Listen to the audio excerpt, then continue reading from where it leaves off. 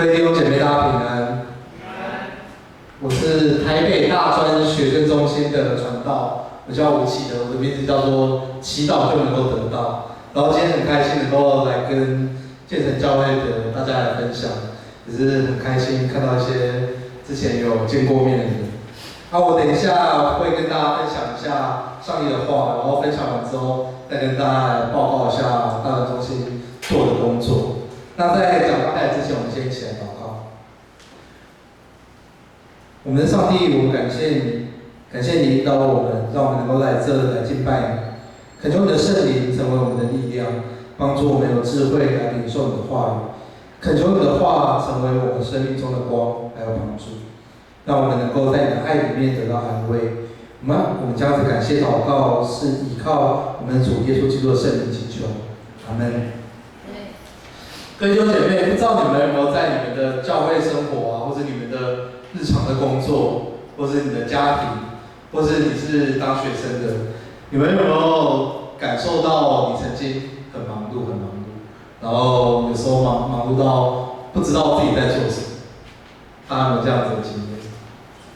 我想可能多多少少有过，像那个工作的忙碌，然后你当学生的，你会发现。你好像怎么读书都读不完，但不是你读不完，是反正大家也不会让你读完，这是一件很可怕的事情。我时常在看我自己的生活啦，或者是我在看我身旁的人，或者其他的学生，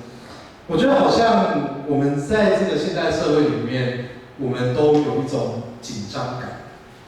我不知道大家有没有感受到你的生命里面充满这种紧张跟焦虑的气息跟氛围，而且有时候是你自己。然后有时候是从别人而来的。不知道大家有没有听过一个很有趣的事情，是那个可能我们里面有工作的，或者听长辈他们在讲，他们都会讲一件很有趣的事情，就是你在工作的时候要让自己看起来很忙碌。如果你没有让自己看起来很忙碌，你就要小心。大家有没有听过这个说法？或者是其实，在当兵也有这种说法吗？就不打心不打人，专打不张脸。有时候我们需要让自己看起来很忙碌，然后特别是在我们工作的时候，或者是其实读书也是嘛，就是你要让你爸妈感觉到你有在读书，你不能让他感觉你在休息或者偷懒。这个状况是怎么一个状况呢？就是如果我们是在工作的人，我们有没有思考过这个问题？就是你来应征这个工作，其实代表说你有能力，你有自信，我的能力可以完成这个工作，是吗？如果你没有能力，你就不会去应征这个工作。像我就不会去应征一个医生的工作，因为我没有能力完成它。所以你去应征这个工作之后，你提早完成你的工作，这代表什么事情？代表你的能力比这个工作需要的更好。所以你可以更快的完成你要完成你老板托付给你的工作。可是这个时候我们就会看到一种情形就出现，就是如果你太快完成的时候，老板就会说，你工作真的完成了吗？然后就说真的完成了，然后接下来就会发生一件事情，就是老板会给你更多的工作。然后就像那个你在读书的时候也是一样。你在读书的时候，然后你爸妈就问你说，然后你在休息吗？你觉得我这个我都已经读完了，我会了。然后你爸妈就会说，你真的读完了吗？你国文读完了吗？那你要不要开始读英文了呢？就是他会马上你就觉得这个，当你一休息，那个忙碌的那个状态，当你没有让自己看起来很忙碌，我没有忙着工作，我没有忙着读书，好像就卡住了某些东西。所以你就会被交付到更多的事情要做。其实，所以我们在工作的时候或者是在读书的时候，你就会发现，越有能力的人越早做完事情，他就会要更忙。然后在工作的时候特别明显，就是要让那些有能力的人，如果你越好的去展现你的能力，然后你就会越忙碌。然后这种状况呢，然后还有书读不完的这种状况。都让我们的生活产生一种焦虑感。我说这种焦虑感是一种，你只要不忙碌，你就会有焦虑的这种情形，就好像我现在没有在做什么事情，就会产生一种焦虑。然后这让我们的社会里面产生一种新的罪恶，这种新的罪恶是只要你什么事都没有做，就是犯罪。然后我们认为说这些因不来及的人，然后是那个没有在工作的人，他们就是有问题的人，他没有对他的生活好好的努力，好好的工作。这个东西很可怕。我不知道大家有没有看过你们的朋友们透过这种文字，就是在 IG 或 FB 上 po 说，我现在很忙碌，我在跟我爸妈吃饭，或者说我现在很忙，然后我在跟我的什么国中同学聚餐。大家有没有看过这种类型的文字？就是他明明就是在做一些很日常生活的，就是的事情，但是他前面要quote一个我很忙碌在做这件事情。但是你为什么你跟你的爸妈吃饭，或者是说你跟你的朋友聚餐，为什么这是一个很忙碌的事情？或是你跟你男朋友、女朋友出去吃饭、去玩、去约会，为什么这会被quote出一个忙碌的这个事情？这些东西就是从这个不忙碌的焦虑感而来的。而这些想法、这些不忙碌的焦虑感，是现代社会他们要控制我们人的一种方式。他想要透过我们的欲望来控制我们。现在社会告诉你说，你只要一直去买东西，一直买，这个社会的经济就会更好。然后我们就开始去追求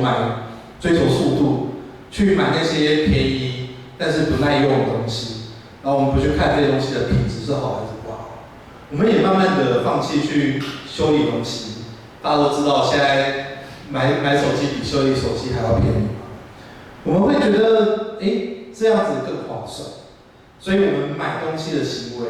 就被那些有钱的大老板来控制。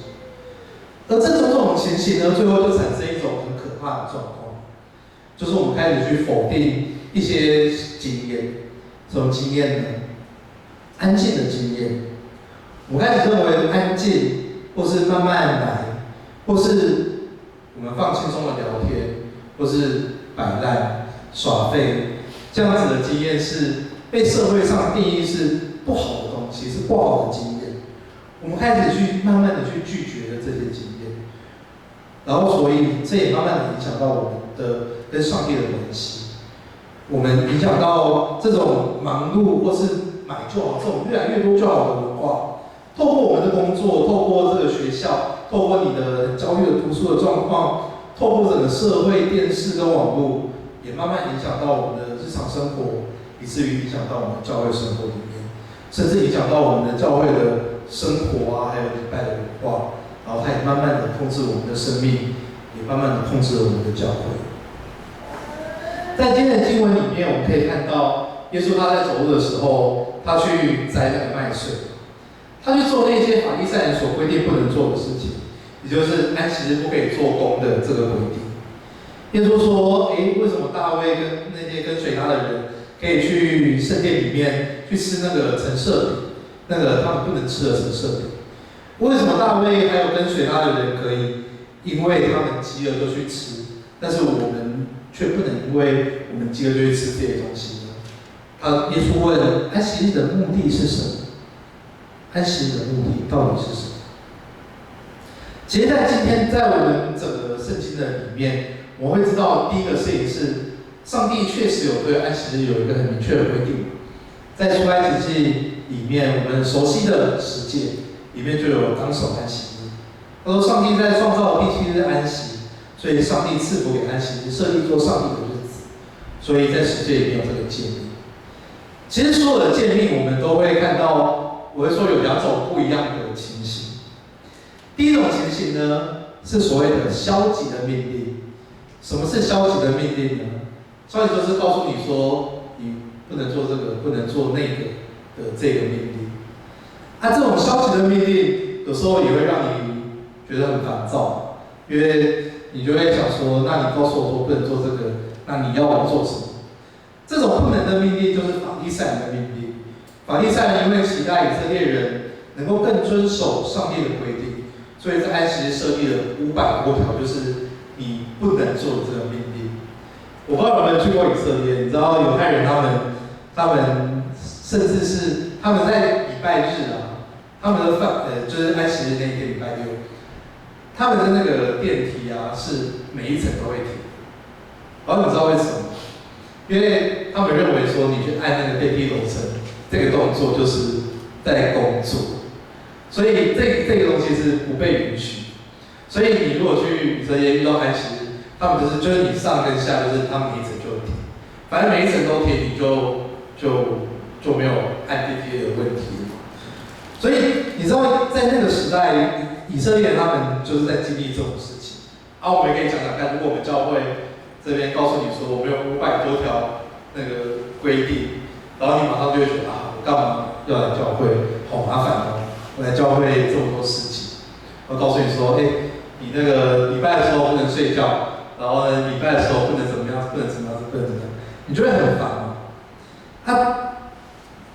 这些不能做的东西，是法利赛人想让以色列好好的遵守安息日，但是这却让安息日成为一个他们不能休息的日子，因为你就会知道他说他的心思意念都在那些他们不能做的事情上面。然后安息日它比平常的日子就有个更多的规定。但是除了消极的命令以外呢，还有所谓的积极的命令。积极的命令就是告诉你说你应该要去做什么东西，这两个东西是完全不一样的。因为消极的命令是告诉你说，除了这个以外，你什么都可以做，然后你就还要去想自己我要做什么。但是积极的命令是告诉你说，除了这件事以外，其他的东西你都不应该做。他告诉你一个很明确的方向。一个很明确的目标，让你往那边前进。而在耶稣他所提醒我们的，就是我们要守安息日。当守安息日，它是一个积极的命令，还是一个消极的命令？应该是一个积极的命令。他说：“你们要守安息日，你们要去这样行。”这个积极的意义，也是耶稣他所要打破跟恢复。因为他是安息日真正的主人，他要恢复整个安息日的目的和意义。而安息日里面积极的意义、积极的命令，就是你们要去和上帝建立亲密的关系。耶稣让人看到安息日应该要有给我们的生命带来更多的弹性，所以耶稣他举了大卫的故事，要让我们理解救人的性命是更重要的。我们应该要看到安息日里面这一个积极的意义。而不只是停留在那些不能做的事情上面，我们应该要将重点放在我们与上帝的关系的这一个积极的意义。而除了这个积极的意义以外呢，还要我们的生命有主动的力量，因为只有在你主动的放下你手上的工作，你才会知道你接下来的目的是要去哪里。如果你的生命没有主动的要与上帝建立亲密的关系，那安息日就没有太大的意义。安息日代表我们主动放下我们的工作，还有我们的课业，然后和上帝建立好的关系。我们要知道，上帝他在以色列离开埃及以后，他才设立了十诫，而遵守安息日就是其中一个。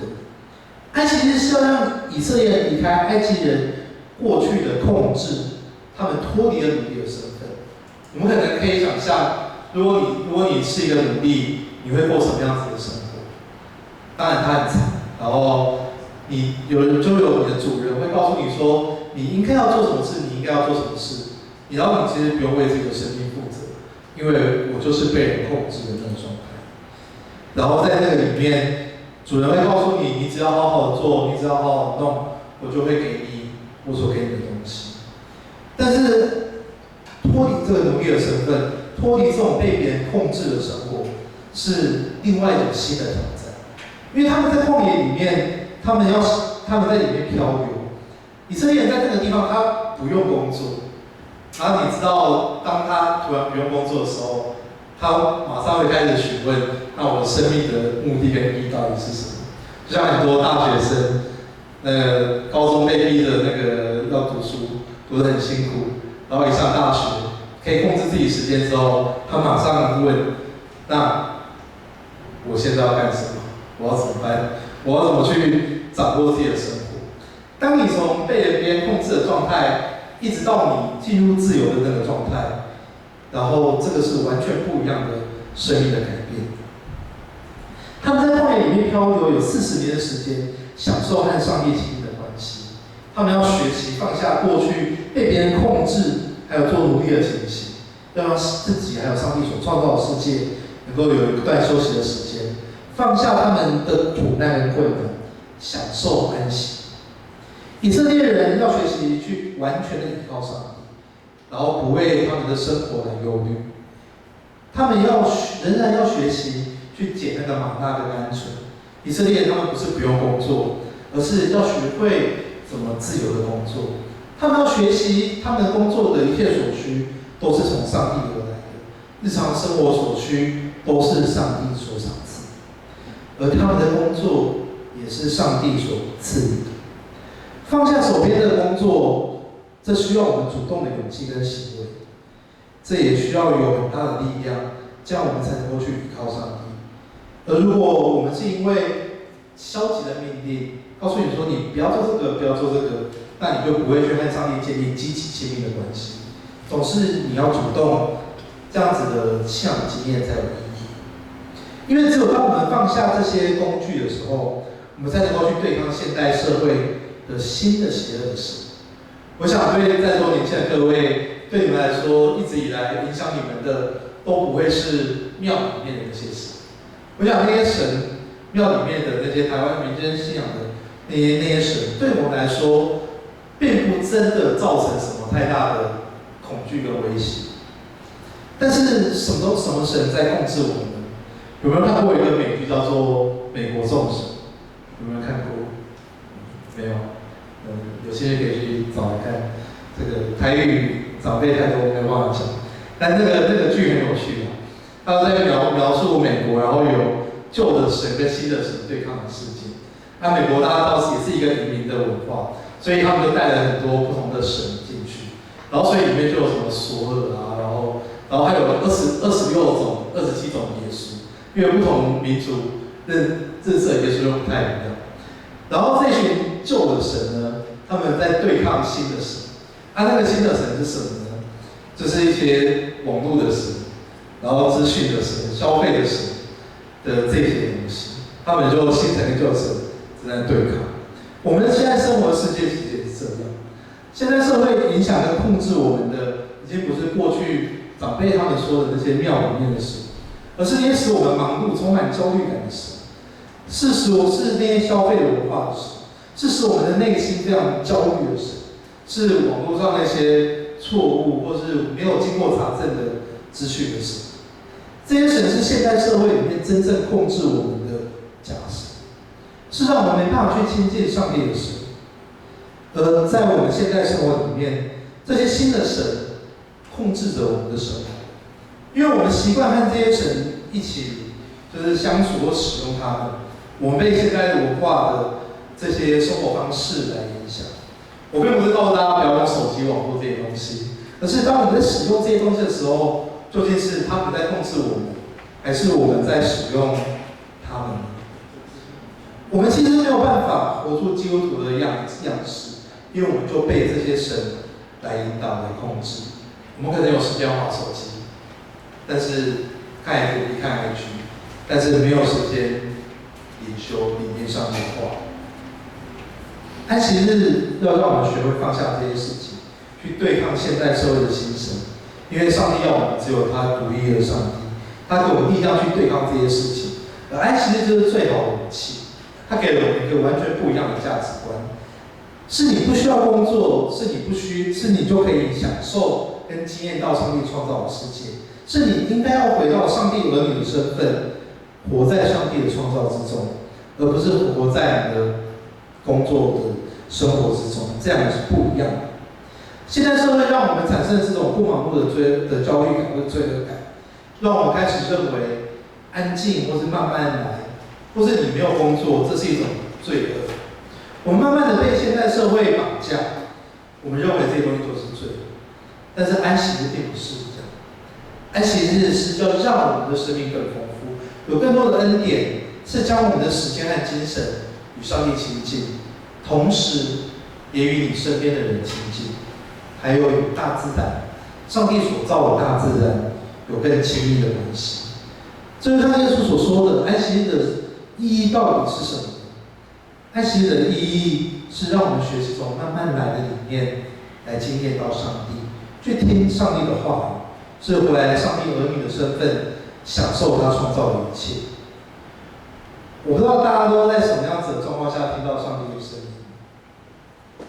但是上帝的声音，它总是只在安静的时候才会出现。在旧约，以利亚他遇到了大风大火，他看到了许多异象，但是上帝的声音都没有出现。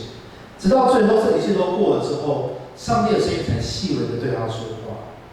而上帝对我们也是一样，在我们很忙碌，在我们感受到焦虑，在我们被这些东西所控制的时候，我们其实听不到上帝的声音。但是只有在我们祈祷的时候、读圣经的时候，在跟你的朋友、家人分享的时候，上帝会用他们的话语来提醒你。而当你在大自然的中间，当你在安静的时候，你才有可能会真的听见上帝是如何在跟你说话。而这些忙碌的想法，它一步步的影响了我们的工作或是我们的课业，它也慢慢的影响到了我刚刚讲的你的生活里面。我们开始去说我很忙碌，我要跟我的父母吃饭，我要跟我的朋友吃饭，我要跟我的朋友出去玩，然后一起去怎么样，然后你会觉得我很忙碌，但是你不知道你在忙碌什么，因为你其实不是在忙碌，你应该要学会怎么生活。而同时，我们这也影响到我们的教会的礼拜。我不知道大家有没有听过有人说教会礼拜要有效率，或者说，今天这个传道怎么讲的特别长，特别没有效率。有时候我们也会被这些东西影响，或是我们很害怕我们教会没有成长，没有事工。我时常会看到有一种基督徒，他们的状况是这样。他们的生命遇到许多的问题，可能跟上帝的关系不好，但是他们就会用更多的认真服侍来掩盖自己的问题，好像你服侍的更多，上帝就会更祝福你，或者是你服侍的更多，你跟上帝的关系就会被修复。所以他就会用这种东西来减少自己的罪恶感。我时常会看到这样子的情形出现。我以前在世界教会有一次听某一个敬拜的主领在带敬拜，然后我就听了一首的时候，我就马上跟旁边讲，这个平常一定没有在读经。有时候这种灵命的经验是很可以直接被感受到的。当我们遇到这种问题的时候，我们很常用这些东西来掩盖自己的罪恶。回到读圣经跟祈祷的生活里面，好好的听上帝的话语，才是服事的根基。除此之外，我也常会开玩笑说，大家有没有想过，那个谁最不认真遵守安息日？大家有没有想过这个问题？牧师，你们牧师跟传道，大家知道牧师跟传道平常都在想什么吗？不知道，让你们知道一下。反正呢，就是礼拜开始之前嘛，他就开始想，那个上礼拜或上礼拜之前，有哪一个人跟我讲什么事情，或是我要去关心，或者像比如说有什么大考，你们上次这些考试考怎么样，或者是那个大考的结果出来了没？他脑袋就想说，那个谁来的，我要关心这件事情。然后他就想说，等一下我的那个服侍的同工，哪一个服侍的同工？他怎么还没到？他要到了吗？有没有需要人来 cover 他或什么的？然后他坐在那个讲台上或者是前面的时候，他就开始讲说我等一下讲到的内容是什么，然后开始 review， 然后到这边已经开始讲到喽，他有一看说这个那个谁来的，我等一下去很久没看到，我要去跟他打招呼，去跟他聊一聊。然后讲完到坐在下面，他就想说我等一下要去跟谁讲什么。或者说我下午还没有要开会，还有要做什么事情，这是我们牧师平常都在想的事情。我不是说有牧师不用做这个事情，这是牧师很重要的事情。但是这提醒我们一件事情，如果我们每个礼拜坐在教会做礼拜，如果带领我们的人脑袋都是这些东西，那我们的礼拜真的能够让我们安息吗？而我们自己坐在这底下的时候，我们脑袋要在想的是什么呢？想的是下午要出去玩，想着要跟朋友约，还是想的是什么？我们真的有安静下来听上帝的话语？我觉得重点是这些服事跟这些思考，它都应该建立在我们和上帝的关系上面。如果我们没有好好的读经和祈祷，跟上帝建立关系，我们所做的任何服事都是没有意义的。上帝不会因为你做更多的服事就赐福给你，我们的神不是这样子的神。上帝给你的恩典是白白无条件的，而只有在为什么我们要做服事？是因为我们领受到这个爱的恩典，我们愿意对上帝做出某一种回应，这才是我们礼拜的意义，或者说我们服事的意义。这就好像你跟你所爱的人在一起，你为他付出这些东西，是因为你爱他，他也爱你，而并不是你做的更多，他就更爱你，并不是这个样子。所以，亲爱的各位弟兄姐妹，你们能够学习如何依靠上帝的恩典，不要让这个现在社会的精神来控制，或文化来控制，也能够学习在我们的生活里面，每一天都有安息日的眼光。安息日的眼光很重要。我刚刚讲的，我们现在生活的脉络是，我们从工作的忙碌开始被控制，这些被控制影响到我们的日常生活，然后再影响到我们的那个教会礼拜的文化。我们需要反过来做这件事情。只有当我们好好的做礼拜，过好安息日，我们能够学会在我们日常生活之中，能够安静跟慢慢来听上帝的声音。然后这些东西会影响到我们日常的生活，我们的灵修的状况，还有我们的祈祷的生活。然后它才会帮助我们怎么正确的看待我们的工作。马丁路德跟加尔文这两个都是我们改革中的大前辈，他们两个都有一个很有趣的神学概念，或者说我不知道有没有念德文的，德文的呼召跟工作是同一个字，也就是说，他们都认为你的工作就是你的呼召，不管你是做学生的，你的课业，它就是你此时此刻的呼召。当你已经出社会工作的时候，你的那一份工作就是你的呼召。如果你未曾在安息日安静的聆听上帝的声音，你不可能明白上帝为何要你做这份工作的意义跟目的，或者说你要读书的意义跟目的。只有在你重新的用安息日的眼光，在安息日学会安静的慢慢来，然后去聆听上帝的声音，影响到你日常生活之中，你才能够回到你的工作、你的课业里面去寻找出上帝所要对你说的话，还有上帝他要你在这份工作做什么事，他要你在那边做什么样子的见证，怎么样子服侍他、服侍人群。所以，期待我们能够从安息的眼光来重新看待我们的工作，还有这个世界，也认真的看待人的生命还有成长。不只是事工，还有引导别人成为基督徒而已，是需要更多的栽培跟陪伴，是需要照顾，是要让我们的生活还有我们的生命有更多、更深、更丰富的信仰的经验和与上帝同在的那个关系，让我们能够学会重新用安息日来建立我们的信仰的生活，还有我们的工作。接下来我要来跟大家来分享一下我的工作。因为还是虽然说大家都比较年轻，还是要分享一下我的工作。我的工作就是带大学生，就是我们的工作就是在一些团体，就是学校里面成立团体，然后那些团体都是在那个周间的晚上聚会。然后我们现在有4个传道10个牧师，然后2个平信徒，然后我们总共6个人在带团体，还有一个行政助理。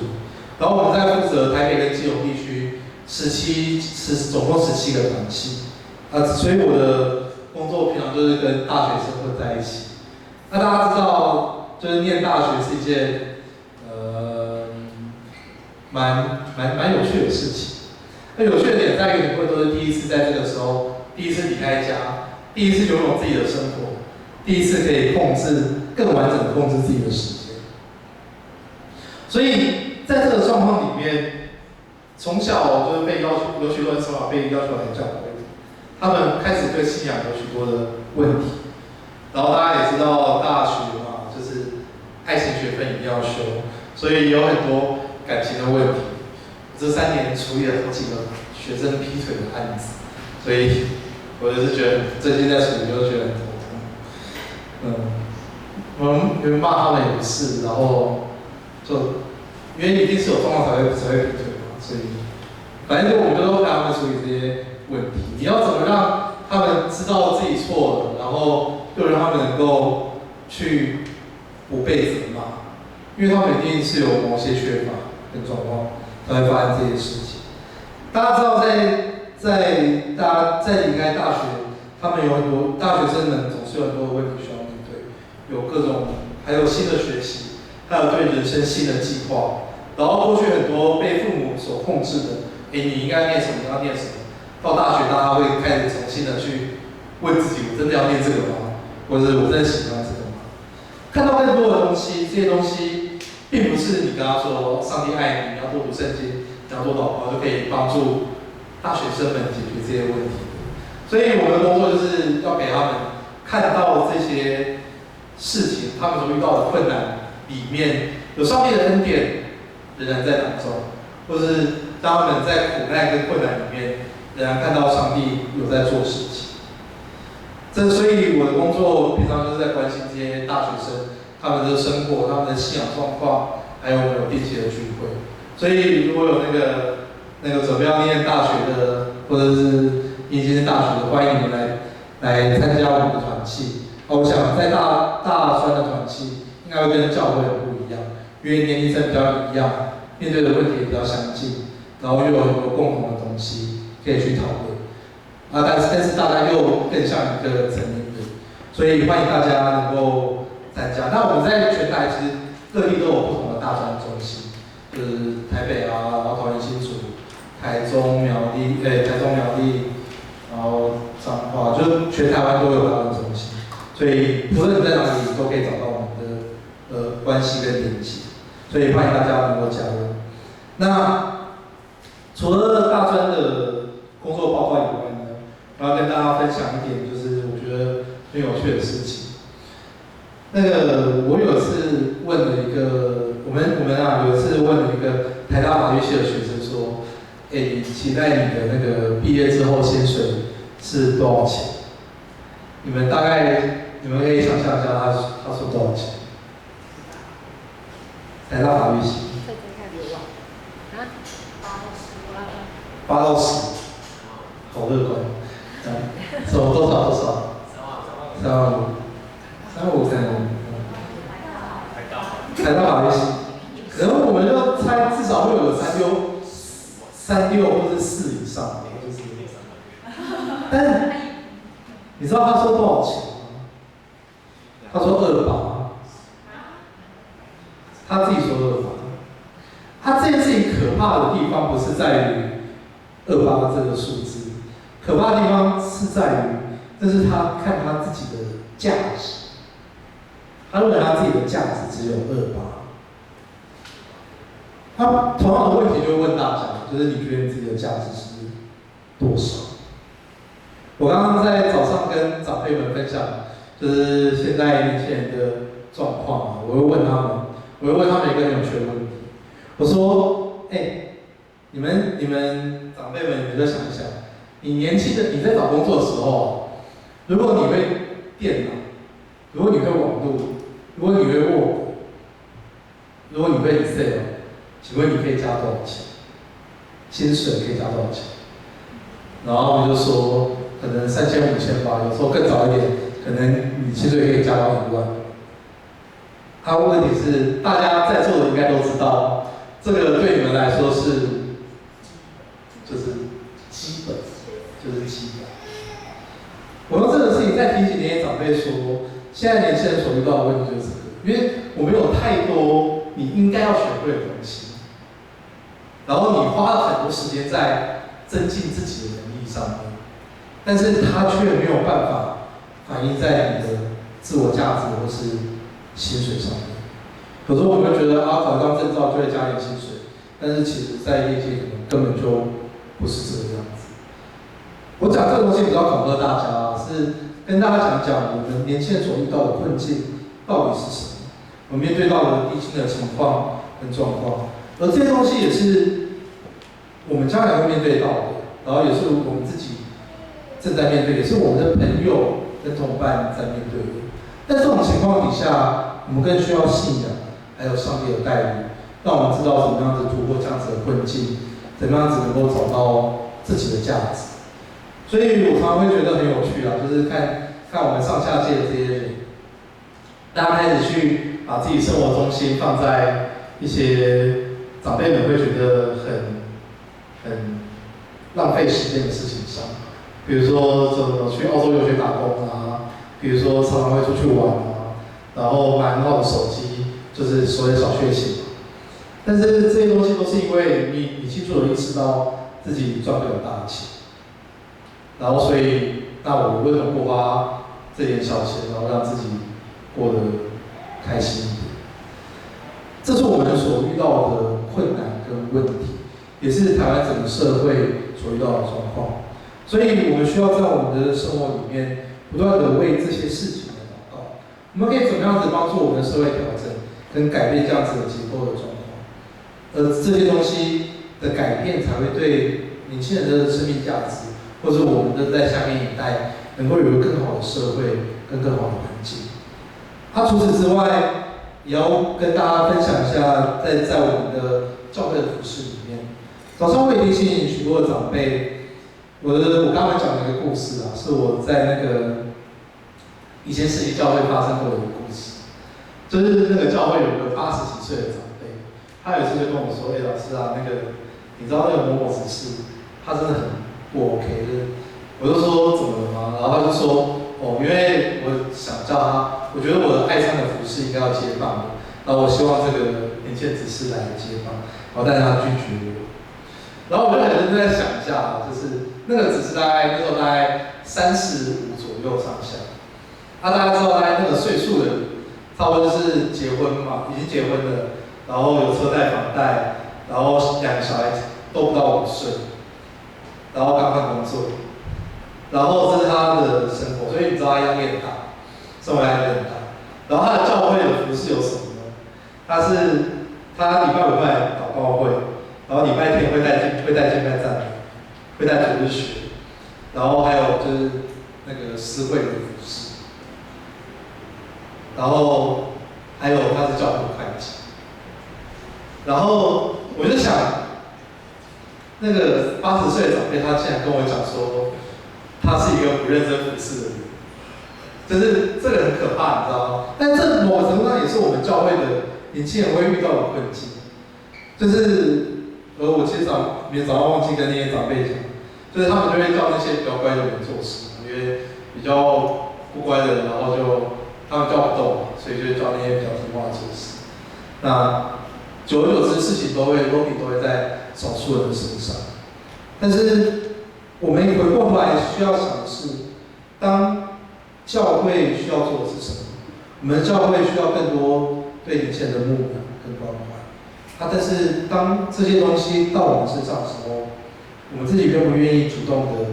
去承担更多的职务跟服事？我刚其实很开心啊，就听到在华语堂里面有一些年轻的人已经成为教会的执事，这就是一个很好的开始跟状况。因为教会对年轻人的栽培跟培育，就是你不能期待长辈看到，因为他们不知道你们过的是什么样子的生活。但是只有在你们上去成为教会的一个力量，然后你们可以帮助底下弟妹们跟长辈们沟通，成为他们中间很好的帮助跟沟通者，使长辈们理解你们的生活压力跟困难，那他们就会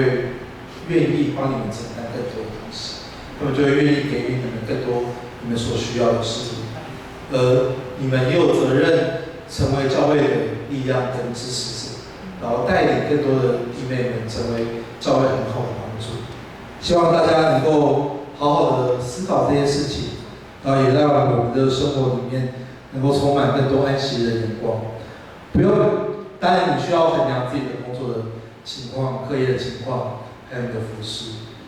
那我想我们都有很好，都需要对自己很好的评估。所以希望这一切的东西都能够帮助我们重新的去建立我们的信仰的生活，以及我们的工作还有日常的生活。我们一起来祷告。亲爱的上帝，感谢你让我们在这个地方一起来分享。感谢你，求主你看顾大人中心的所有同工，还有学生所做的一切工作跟事情都能够平安顺利，都有你的带领。主啊，我们也恳求你，我们为了我们台湾的所有的青年人来祷告，帮助台湾所有的青年都能够在这个困难的处境底下，能够找到你的应许以及呼召，能够看见你所要带我们朝向的地方，能够看见异象。主啊，也恳求你看顾我们建成教会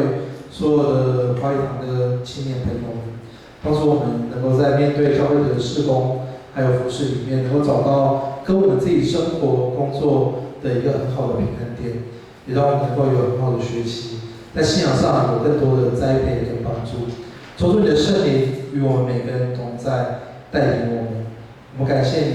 也求主你祝福所有的弟兄姐妹都能够得到你的平安，让我们能够学会用安息的眼光来重新的去看待这个世界，看待我们的信仰生活，看待我们的日常生活，